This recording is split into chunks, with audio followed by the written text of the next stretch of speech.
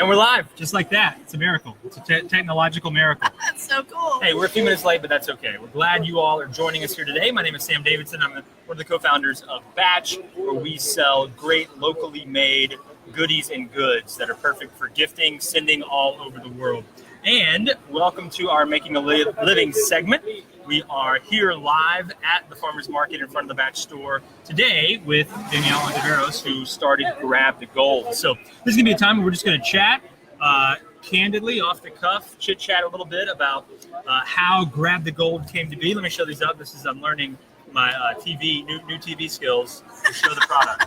That's perfect. So we have this. We're going to talk about this one later, but just so you know, there's two different colors. We're going to talk all about them. But the colors, that's the important part. The colors are important, but maybe there's more of a difference than that. So welcome. Thank you so much. This is cool. This is my first Facebook Live interview. Great. We're here. It'll be archived for all posterity after that. People will really be excited about that. So tell us, what is Grab the Gold? What is it? Grab the Gold is a great convenient snack that you can have any time of day.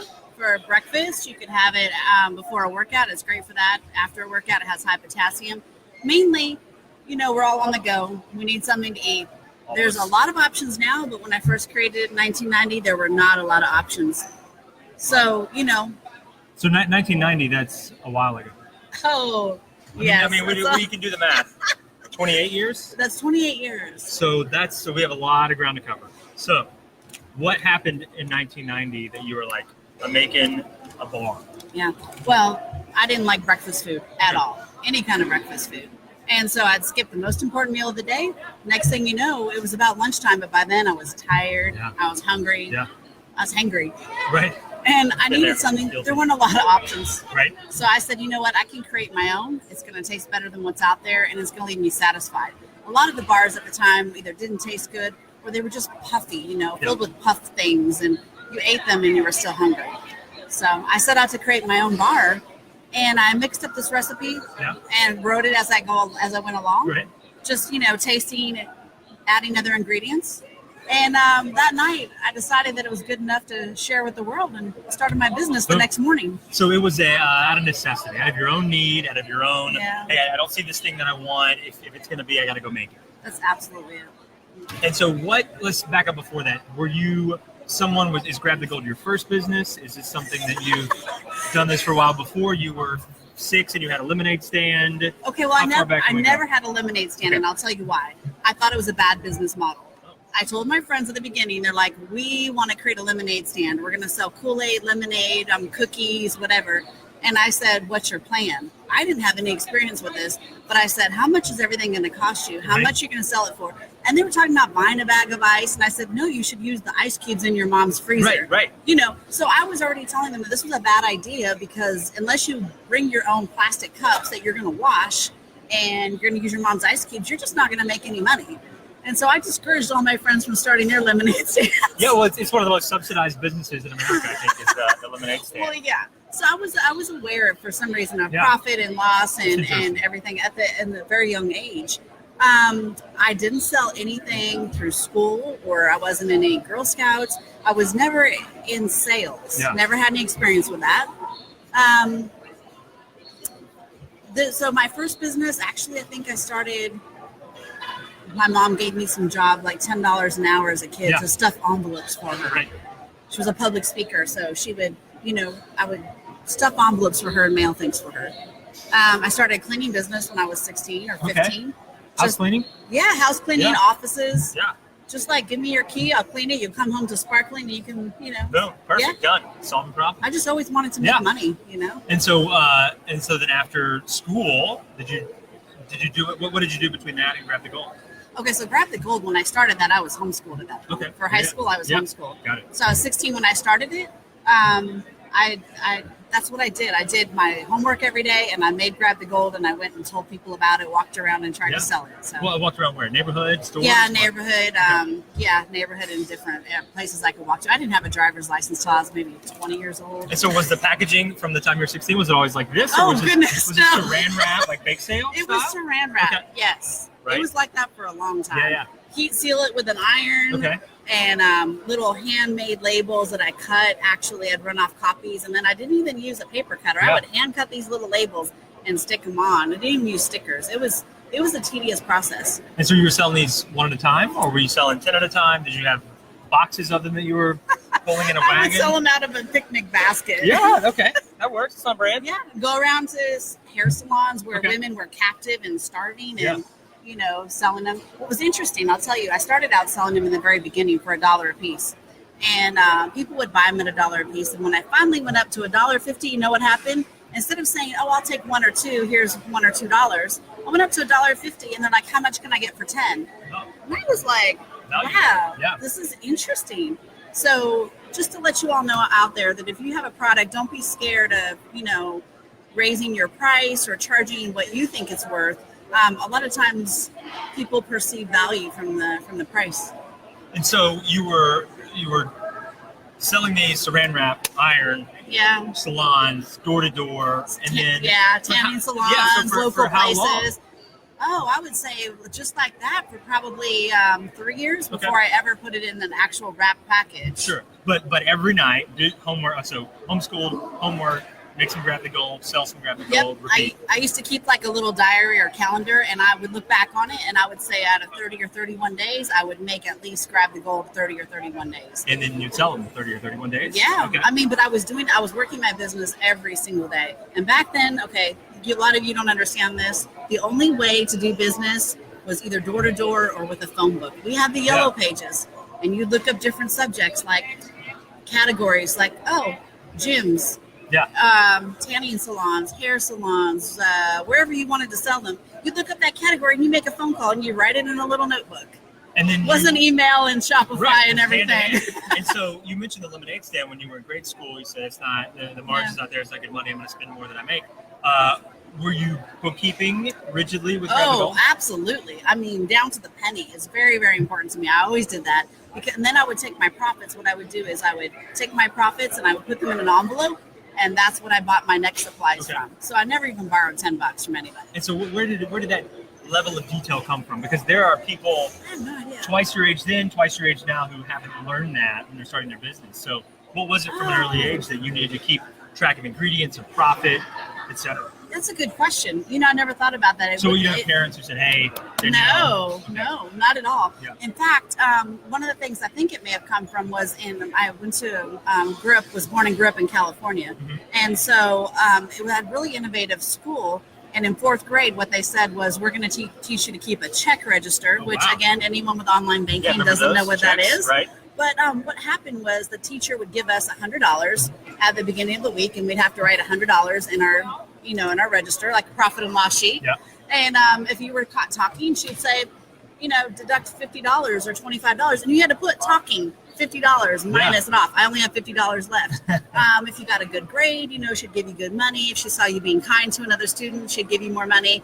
And you would keep this. And then at the end of 2 weeks, you had to take it home and show your parents. Yeah. And they had to sign it so that they could see you were talking, you did something good, you cut in line, whatever it was. Right. And so you were keeping basically this profit and loss sheet, this register of your activities, but being penalized for your behaviors. Wow. And then what would happen is at the end of 2 weeks, you could, if you got it signed and your parents had seen it, you got to go sit on the floor with the teacher, and she would pull out things she had purchased herself, a stuffed animal or stickers or candy, and you could bid on it. And then we would bid with the money that we have. So if you were not good, you couldn't buy anything at the auction. Right. So that was really interesting. At that point, I went home and I was really excited. And I told my mom, I want to balance your checkbook. And she was like, oh, please, go for it. Yeah. And I would tell her, you're 38 cents off or you're whatever. Yeah. And I just loved it. I loved accounting in detail from the very beginning. Yeah. And so that obviously helped you know, here's how many bars I can or need to make or how many I need to sell. And so then what was the turning point from either where you changed the packaging from the handmade cellophane to something more professional? Did something happen? Did you hit a certain volume? Did you have enough money? It's a good question. I don't know if I remember exactly what happened. I just thought that we were trying to get in some stores. Okay. And they said, you need to, up your game a little bit. Right. And so we had basically, it was a foil pouch. If you just imagine this was plain. And it was sealed at one end. We'd stick the bar in and we'd heat seal the other end. And I'd actually put a sticker on the front and a nutrition label on the back. And so here I was putting stickers on these little foil pouches, basically, and trying to wedge my product in and, not mess up the wrapper. But I did that for years, probably another 15 years before I got automated. And where were you doing all this? Where were you living at the time? Was it still in California? No, when I created the product, I lived in New Orleans. Okay. And moved there when I was 12. So I created the product there and was growing the business there. And so you're in New Orleans. You've got some formal, let's call it, professional grown-up packaging. You're calling on retailers at that point in time to sell the product. So what was that different when you were selling it for $1.50 to an individual? I assume you had to sell it for less to retailers, or could you maintain the pricing? And how did you decide, hey, I may make a little less on the wholesale, but I can create volume? What was that thought process? Did you fall into it? Walk us through that, given how much detail you had in terms of financials. Yeah, and that was really different for me because I didn't have anyone to actually, like a mentor to ask about this. There wasn't really a model for me to follow. And so, basically I asked stores, what could you sell this for? And they told me, and I said, well, I have to make some money too. And it was just one of those really raw moments where you don't know. You're just like, Sam, you have Batch. I have this product. What do you think your customers will buy it for? Okay. How much money do you have to make? Okay, I have to make some money. And it was really simple. Yeah. I mean, that's really the way business is anyway. But I learned just from experience like that. And so where did, I guess we skipped over this, but where did the name come from? Did that originate when you were 16 and making the first batch of these? No, it's went through a couple of name transformations. Yeah. The one it was interesting. When you create a product, sometimes you don't know what you have. You don't know what it is. I mean, at the time I didn't. So anyway, I called it Cup of Gold. Okay. Found out later that there was a possible trademark infringement with a candy that had been around since the 60s, no longer sold, but they still own the rights. Yeah. So it was just easy to call it Grab the Gold. Our website from the very beginning was Grab the Gold. Okay. So it's sort of like, everybody knows now with the internet, with how easy it is to find information, that there's corporate branding.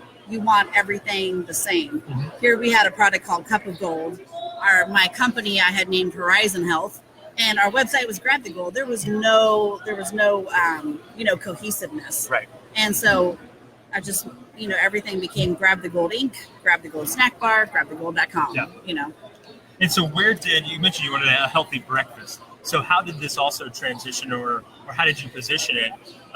Only as a breakfast item, or was it also as a meal replacement, a midday snack, a dessert? How did you sell it? How did you pitch it?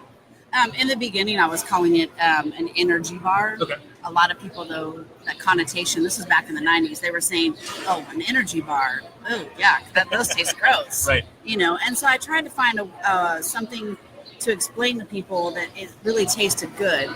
And so I settled on the name Snack Bar. Okay. So when I positioned it, it was literally, this is a snack that has 11 grams of protein. So it's something that is a snack bar, it tastes really good, tastes like a no-bake cookie, and it has 11 grams of protein. Yeah. High fiber, what's not to like? Yeah. And so these places started buying. At what point did you think or realize, hey, I've got something here. This isn't just my after-school job, but right. I'm wholesaling, I'm selling to consumer, I'm taking my profits and reinvesting. When did you decide to make the leap, or have you yet? Oh, I was, I guess, always an entrepreneur at heart. I knew that. Both my parents were entrepreneurs from the time I was born, I guess. And so I saw that. I mean, my first thought was, I want to work from home. Even though my dad was a landscaper, my mom was a public speaker, and she traveled all over the country, all over the world, motivational speaking and public speaking. I saw that they didn't have to be at a certain place at any certain time. Right. And I wanted that lifestyle for myself. So, what was your original question? When did you realize, hey, this is something legitimate? This isn't just my after-school job. That's right. So, I think when I was hitting about $1,000 a month in sales, at the time though, I was 19. When I was 19, I went and got my commercial pilot's license. I wanted to fly. I was flying some charters, right? Who knew? Like you do, right? Right. I mean, my mom gave me the option because I didn't. I was homeschooled and I didn't go to college. kind of giving away. I didn't go to college, but I mean, her question was, I know you always wanted to go to flight school. You always wanted to learn how to fly a plane. So I'll pay for either flight school or college. I was in a plane within 24 hours. Wow. Yeah. So, but I started flying some charters, and I found I was bored, busy. I'm just bored to death. I thought, this is not what I want to do. I have to be around people. I'm a people person. Flying a plane it's kind of like driving a car or a bus. You're just going back and forth. Yeah. So I was doing that, and I was also doing massage therapy for the Saints. That's what I did after flying. And so I was doing the New Orleans Saints football team. So I was their massage therapist from for 10 years up until 2005 for 10 seasons. And so I was always growing this business, making these bars. What I would do is I would massage people until about 2 or 3 o'clock in the morning, then work my business until about 2 or 3 o'clock in the afternoon, then do massage. I mean, I was sleeping about 2 hours a day. So I was really getting after it. You were, grinding, hustling, I think they call it. Yeah. I mean, I don't know to have that kind of energy again, like I did in my 20s, although I do remember doing stuff tired, Sure. But I was. But that's also, I mean, that's 15 years for folks watching, like from the time you started to, you just mentioned 2005 when you were working for the Saints and still doing this. So for 15 years. So during that time, did you ever think, forget it, I'm a commercial pilot. Goodness. I'm a massage therapist. Why am I still making snack bars? Okay, yeah, I'll tell you, it's hard. It's hard. Sales are hard. Running your business is hard. Marketing your product. It's a lot. Everything's a lot easier now with Facebook and Shopify and all the different things that you can do. You have so many tools that if you're starting a business now, you are in at the luckiest time. I mean, you're really fortunate. So it was a grind. Yeah. And so many times I said, oh my gosh, I just want to quit. And my mom asked me, she's like, if you're going to quit, what else are you going to do? And I was like, oh, I'm so glad you asked. Okay, I have this idea. I have this idea. I have this idea. I'm going to do this business. I got that going on. So other business ideas. Oh, constantly. I mean, if I would shower or I was driving, anytime I wasn't doing something, I was having ideas. Yeah. And my mom said, well, that's really interesting. But let me ask you a question. When you start those businesses, you're going to be starting from the bottom. What's it going to take to grow it to where Grab the Gold is now? And I was like, oh. And she said, you know what? This is very important for everyone listening here is that it's the exciting thing is when you start. That's the exciting. That's when all the juices are flowing, the excitement's going on. You got all these ideas. And that's really the fun part about business. She said the part that you have to make peace with is the routine, the maintenance, the growing of the business, the day-to-day. You have to fall in love with that and be in love with it every day. You just can't wake up, dreading your job. You created this. You have to wake up excited. And I have. For 28 years now, I've been excited every day. Yeah. Can't wait to wake up and start working and growing it and seeing who else I can, connect with. It's finding that passion every day is a challenge. But if you're doing what you love, don't lose it.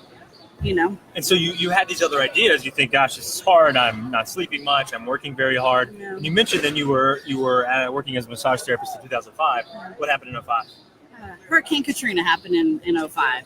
So I was actually making Grab the Gold. I had just made a bunch of batches, had it ready to go. Was just about to leave for my massage appointments, and everybody knew this hurricane was looming, and we got the notice that they were going to close off the roads. Wow. So at that point, we were told, there's only about 2 more hours before we close off the roads for safety, for everyone's safety. So I had to make that choice at that point, go home, get the animals, pack up, and my mom, some friends, we all got in our cars and we evacuated. Yeah.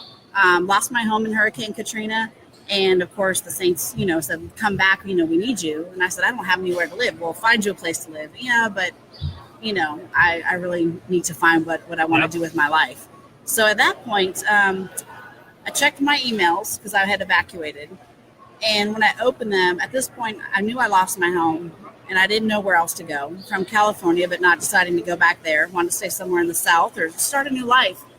And opened my emails, and there were emails, and some of you may be watching and you may have sent these emails, but there were prayers, offers of financial support, begging me to please come live with me and, we'll take care of you. What do you need to do to get back in business? And can we buy your product ahead of time? And so you have cash, and then you can just send me the product whenever you get back in business. These types of emails that I received, there were almost 100 of them. They came from the Nashville area. Oh, wow. And at that point, I was crying. Yeah. I was like, this is the sign. This is where I need to go. And one thing that those had in common was the emails. These people were saying, we love your product. You don't know me. I buy your product, and they name wherever they purchase it in Nashville. And they'd say, please, we want it to be a Nashville product. We want Grab the Gold to be a Nashville product, at least a Tennessee product. Yeah. So there was a sense of ownership already from the people in Nashville. And it was because of the customers, because of you guys, that I moved here. And we love it here. Yeah. And we've experienced so much growth. And at that point, I had the decision to make. So do I go back and, people were saying, oh, I know the Titans trainer. I can get you back massaging. And there was that moment of, oh, that's what I do. That's what I'm good at. I can do that too. And then I thought, well, I haven't been out and seen a movie or been on a date in the last 10 years. I really haven't. I hadn't seen a movie in 10 years. I was like, because I work, when other people were getting off work at 5, I was just in the starting my work day. Right. So I made the choice to dedicate myself full time to these bars. And when I did that, when people say choose one thing, do one thing and do it well, and when you focus all your attention on something, that's the way to success. It is so true. Our sales have grown 100 times in the last 10 years. 100 times over. Easy. And how easy was it, or what were some of the steps when you relocated here because of all the generosity and the emails you got? When you came to Nashville, said, fine, I'm going to plant my flag there, make my product there. Yeah. You mentioned it skyrocketed, but I assume you had to find a kitchen. You had some customers in Nashville, but you had to find more. Right. You had to decide where are you going to work? Are you going to work? Or you mentioned the idea of focus and jumping in with both feet on this. And so what were some of those initial steps? Considering there were still some fears. Oh my gosh, the fear was so great during that time. The depression, I had never felt depression in my life, but just feeling that unknown feeling and not having roots and not knowing the certainty of your future. Also for real, not knowing if you could control your future. Before when you're stable and you're just going day by day and growing it, you feel this sense of security and stability. I didn't feel that at all. And my main concern was, how long is it going to take me to get back in business? And once I do get back in business, has it been too long? Will all the customers be gone? Will the customers have changed to a different product? Will I be relevant anymore? And they just kind of have moved on, and I'll do all this work to get back in business, and maybe no one wants the product anymore. So that was a very real concern. It took 6 months to find a location. Okay. To get it set up, to get all the Department of Agriculture approval and everything. So was that 6 months with you weren't making any? There was no new product. No, there was no product. Yeah. In fact, so I lost my home, but my business was okay. So when I went back, there was that product that I had made that very last day. Wow. And so I put it in my truck. And what was funny was, I was able to bring it with me and still fill orders for about 3 weeks. So it was really fun. We're shipping from Little Rock, where I had evacuated to, and then we're shipping from Nashville, and so we had product for a little bit. But yeah, it was 6 months without any income, 6 months without knowing for sure what was going to happen. It was probably, I'd say, 6 months, and I already had my orders back up to the place that they were before the hurricane. And did you feel like you were starting all over again? It's a good question. I did, but in a way, because I'd already done these things and, I already had the experience. I felt when you first start, I think there's a excitement and a charge that you have. This kind of starting over was, oh gosh, I hope it's going to work. I never had that in the beginning because I didn't have anything to lose. Yeah. Now I had built something, and it was possible I could have lost it all. So I think that even though there was a little bit of excitement, yes, I'm back in business. More than anything, there was the fear and the concern if it was going to still be a business. And was there any contingency planning in your mind? Was it, hey, I'll go to Nashville, I'll find a place, I'll try it for a month, a year, 2 years, and if I don't hit X in sales, or if I haven't gotten this kind of profitability, then I'll go to college. I'll go back to the massage life. No, it was just. I never have a contingency plan. I will do whatever it takes. Of course, the customers are the ones who speak. The market is the one who speaks. But I never have a contingency plan. I just feel like I'm full throttle to the wall and I'm going to do whatever it takes to make it, and I feel like the response from customers and from the market is going to be your answer.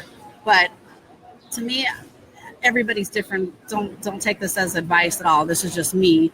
Is that I feel like a contingency plan is like a safety net, and I feel like I'm walking that wire and I'm going for it. Yeah. I'm not going to fall. I'm not going to say I don't fail, but that's an interesting subject too. Failure. For sure. I also wouldn't actually say that I failed at anything, and I don't see things as good or bad. I just see things as, maybe that wasn't the right thing to do after all. Sure. Yeah. Or the not the right thing at the right time. Or Right. It could have been But I some think sort of mismatch. sometimes people are really hard on themselves, and it may just be human nature, like particular to that person. But business is a learning experience, and for sure, I wouldn't count things as failure or be hard on oneself. And so so that was 13 years ago this fall. I know, it's amazing. I was just thinking how long I've been in Nashville, and it just feels like I've always been here. So obviously you're doing this making Grab the Gold full time now. Yes. This is what you do. It is who you are. You have a staff of people. It's not just you. Right. Not only on the manufacturing side, but also on sales or shipping, receiving, or promotion and marketing and all of that. And so at what point did you decide to bring someone else or some others else into this process? I don't know if anyone's perceived that, but I can be a little stubborn and hard-headed at times. So I would bring people in for a couple hours to help me make the product. Mm-hmm. And otherwise, I ran my business solo for 25 years. Yeah.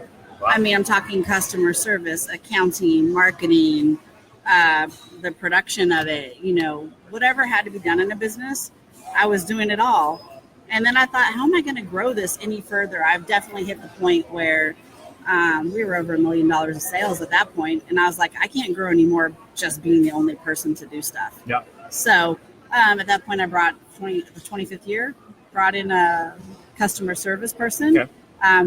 She grew to be office manager and then my assistant. We have a great customer service person now. We have a production manager. We have a great crew who comes in and makes the bars. Yeah. And you guys are still growing.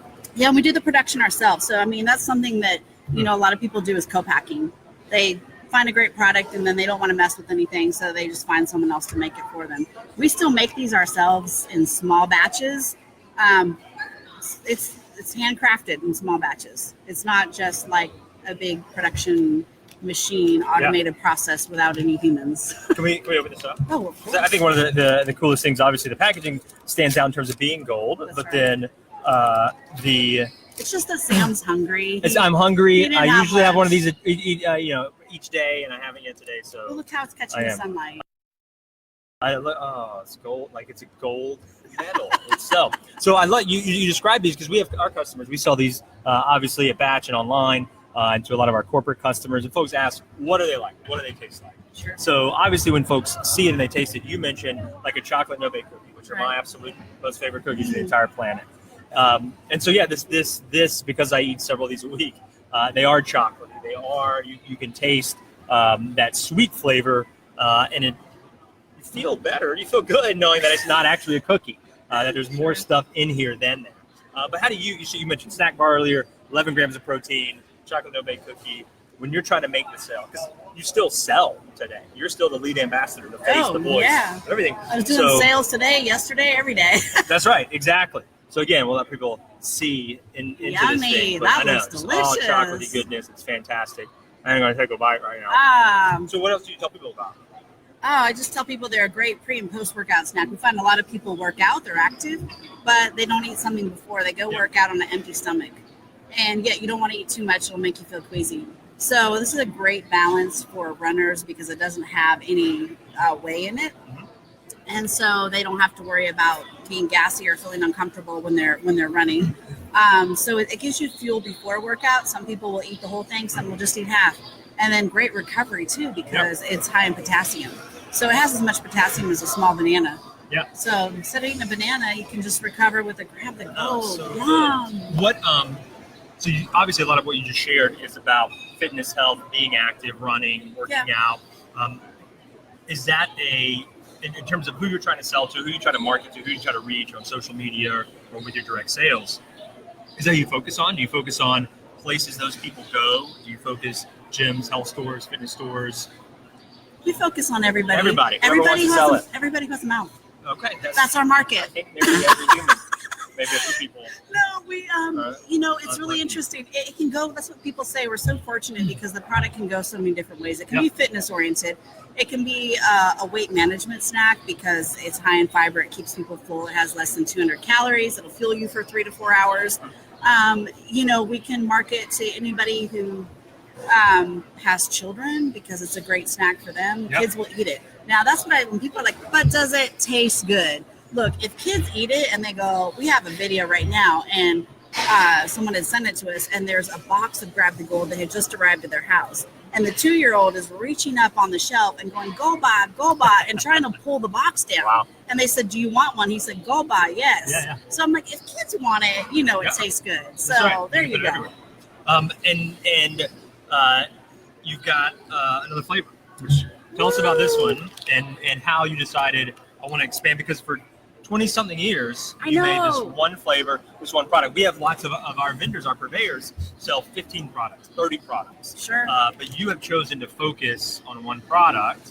Still the same product, now you just have a different flavor. Yeah. And so crazy. Why focus? Why not say, look, the same recipe, I can make it, I can turn it into something else. I can use some of the same ingredients and make a shake powder, or I can make other things that are tangent to this. Why focus? And then why add a flavor? Okay, so the bar that Sam is eating, that was the bar for 27 years. One flavor. And, a lot of people, if you think about it, the trend has changed. First, there was just Oreo cookie. There was just Snickers. There was just Triscuit. Let's just say I'm throwing out some brands. Where there was just the one. It was iconic. That was it. And then the next thing you know, there became this trend with variety. Snickers with almond, dark chocolate, Triscuit in every flavor, including pumpkin. Oh my goodness. Right. There's like 20 different flavors. And then Oreos, pumpkin, peppermint, whatever, cotton candy, red velvet. So there's this trend now towards variety. A lot of that has to do with marketing because, of course, if a person doesn't like one, they can go decide if they like another. The main point, though, of what happens is on shelf space. What people are doing is creating variety so they can dominate the shelf. If you have one product or two products, you're taking up so many inches of space. Yeah. If you have 30 varieties, you've just dominated the whole section. Yeah. So that's really what it's about. However, I'm not an ambitious person as far as, and I also keep my own counsel. I'm not trying to do what everybody else does. Okay. So I like to do one thing, and I like to do it well. Remember, I told you I'd made that decision 13 years ago, and I really felt like, okay, I need to grow this brand with this one product. And when it reaches a certain velocity, when it reaches a certain point at which I say, this is legitimate, we can make another product. What I didn't want to do is cannibalize our own sales. Let's just say we're selling 1 million bars. I didn't want to now sell 1 million bars, but half one flavor, half another flavor. I wanted to reach at least a level where I felt comfortable that we were going to actually increase our sales by adding another product. Yeah. So I just didn't want to be busy for the sake of being busy, just to have more flavors and, just be to say it. So anyway, the way it came about was I've been wanting to make another product for years, waiting for the time is right. Have a lot of ideas. I've had a lot of ideas since the very beginning, a lot of different flavors in my mind. But we're in grocery, and one of the major retailers told us, we want you to innovate. And I was like, I know what the word means, but what do you mean? Right. That's one thing. When you're in these big meetings with people, don't be afraid to ask. Just, hey, what do you mean by that? They said, well, we mean make another flavor. I'm thinking, why didn't you just say make another flavor? Yeah. And their point was, if this sells so well, we want to have another one of your products on the shelf. So what was interesting was I developed the product. They didn't take it for a while. Still haven't taken it, but I went ahead and launched it because I had told the world I was going to launch it. They wanted you to innovate, yeah. So what happened was I was told that the best, most popular flavor was crunchy peanut butter. But a lot of advice I had gotten, and I asked customers over the years, they always offering advice, and what they would like to see was more protein, less sugar. So I made a crunchy peanut butter bar with more protein and less sugar. And let me tell you, it was terrible. Yeah. Also trying different products, pea protein and, trying different things. Maybe, there is soy in this product. So we're looking at it's non-GMO soy, but looking to take that out. Tried a lot of different things. Everybody was like, nope, not it. And who was your panel, your tasting panel? How do I get that job? Yeah, you could be on the list next time. Good. I usually go with my people in my office first because they're the people who taste the product That's the easiest people. Just here, mix it up, taste it. People are around you. So this actually came about as an accident. I was making the crunchy peanut butter, and I don't like to waste. I'm from California. I recycle everything. Oh my gosh, there's running jokes about how I recycle everything. Do you guys want calendars? That's a joke. Oh. If I receive a calendar in the mail, I have to give it to somebody. I can't just throw it away. Okay.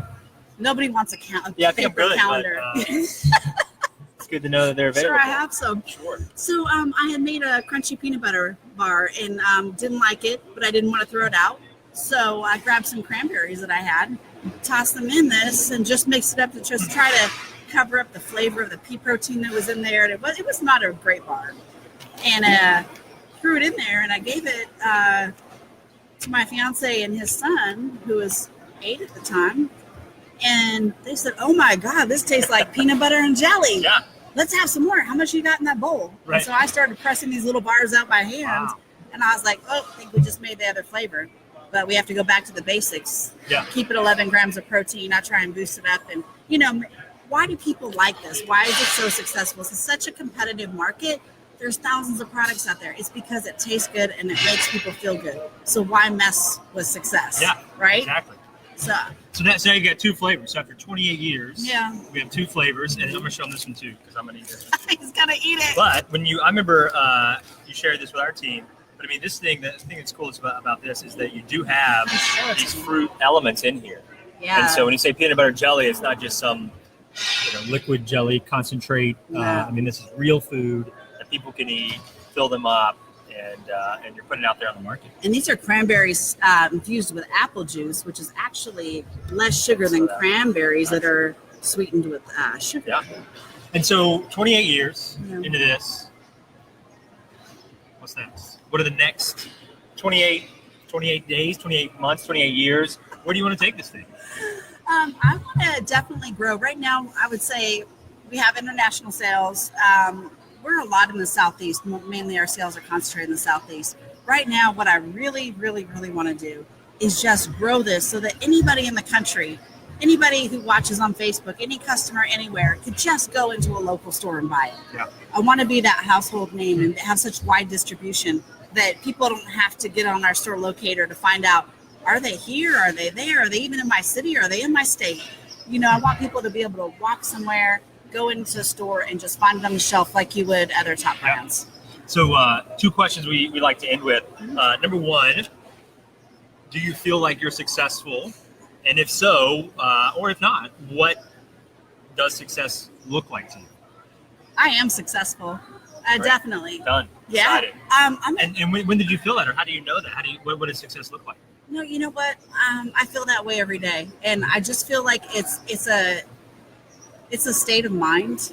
I'm happy with what I do every day. I'm confident. I have goals every day, and I accomplish those goals. Some days that stuff comes up, you don't get them done, but that has to be okay too. You have to be gentle with yourself. But I feel like, for me, it's an internal feeling. It's not measured by the amount of sales. It's not measured by the amount of work I do. It's measured, to me, success is measured if I've been good to people. If the people who I work with feel valued and appreciated. Yeah. If I've handled a conversation well. You never want to become angry or impatient with anybody. And although those feelings might arise from time to time, it's the human element and the relationships that make you successful. And that goes into your personal life and your business life. There's no separation. And so for me, living my life with just like a big full heart and sharing that with everybody and being kind, that to me at the end of the day is what makes you feel good about yourself and know that you're successful. Yeah, that's an excellent thing for folks to remember.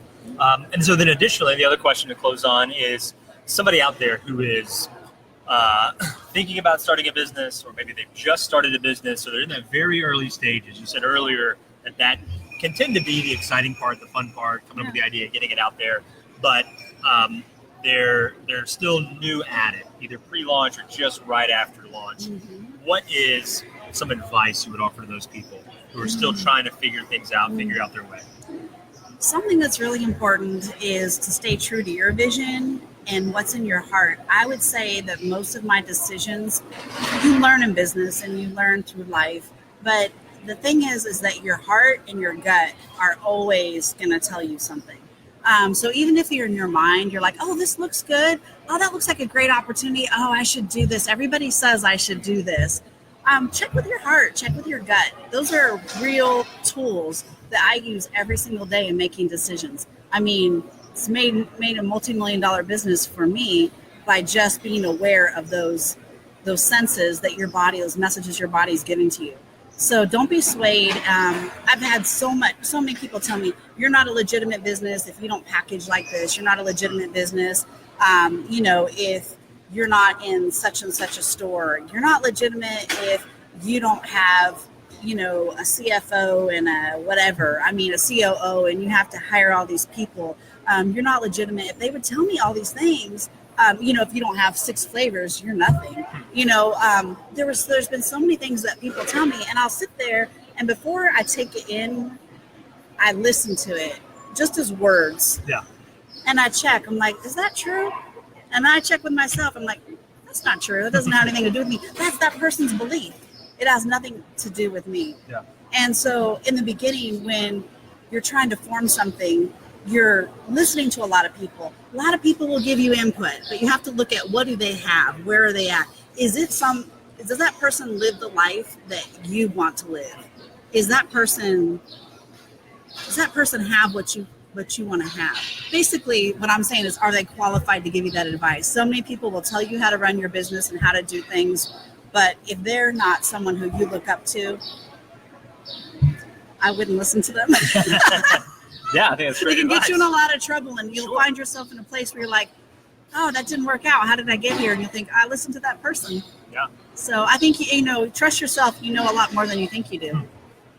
That's an excellent word to end on, and I thank everybody for watching today. So tell us, where can folks learn more? Tell us your website, your social platforms, where folks can learn more about the product, and then where they can get it. Grabthegold.com. And if you go on Twitter, Facebook, Instagram, it's Grab the Gold. Boom, there we go. Thank you all. You bet, and thank you for joining us today.